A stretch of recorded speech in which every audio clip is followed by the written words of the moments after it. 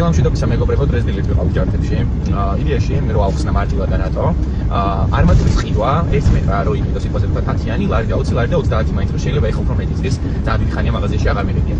ჯართებში 1 კილოგრამი ღირს ლარი და 50 და რეალურად ეს არმატურა არის წონის ამდენ შესაბამისად ბევრად მეტ რაოდენობას ვიყიდე. ეხლა ვიყიდე სადღაც 20 წვერი, ყველაზე ცოტა არის მეტრა 40-იანი და 20 ლარი გადავიხადე და იდეაში რო გამრავლოთ ეხლა 20 წვერი ყველაზე ცოტა მეტრა 20-ზე, მეტრაჟობით ძალიან დიდი რაოდენობა გამოდის, მე 20 ლარი გადავიხადე და იქიდე რაღაც 35 ლარამდე მაინც მოვუწევდა. აქედან გამომდინარე მეგობრებო, ჯართები ძალიან კარგი ვარიანტია, იქიდან გამომდინარე რომ არმატურა არის, არაფერი არ ჭირს, სწორი არის, თავარია გააჩვენოს პრინციპი, მოყოლული არ იყოს და გადახილი არ იყოს. იქვე დაათვალიერებთ, მაგრამ ბევრად იაფად აიღებთ ვიდრე სიტყვაზე თქვა ახალი იდეით მაღაზიაში. ისურვებ წარმატებებს.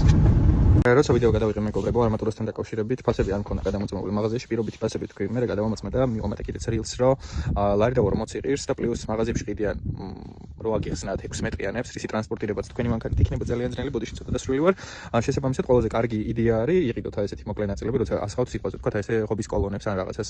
ეხლა სახლისთვის ნამდვილად ვერ გამოიყენეთ ამდენ მოკლეს, მაგრამ ესეთ პატარ-პატარ რაღაცებისთვის ძალიან დიდ ხობას მოგცემთ ფულაც და არ დაკარგოთ ეგ შანსი. კარგად გისურვებთ, მოგეწონათ, გთხოვთ გამოიწერეთ და დაალაიქეთ.